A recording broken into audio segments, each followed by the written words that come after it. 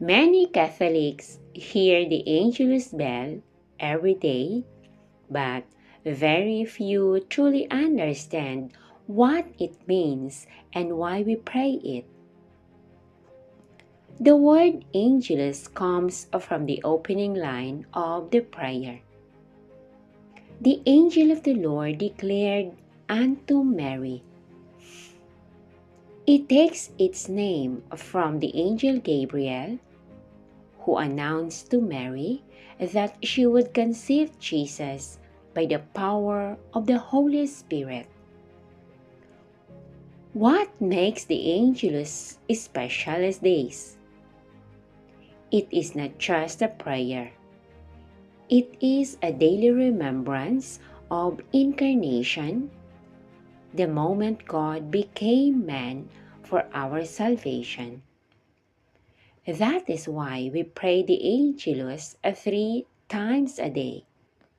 At 6 a.m., we offer the day to God and remember that Christ and we enter the world at dawn of human history. At 12 noon, we pause in our work to remember heaven touching earth. And at 6 p.m., we recall the coming of Christ as the day comes to an end. This rhythm teaches us something powerful.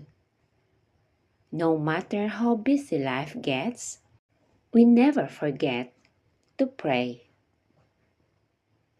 You may have noticed that Catholics often stand still while praying the Angelus. This is a sign of reverence and attention, just as we stand for the Gospel at the Mass. We stand to honor the mystery of the Word made flesh. And when we bow at the words, "and the Word was made flesh," we physically acknowledge the humility of God becoming man.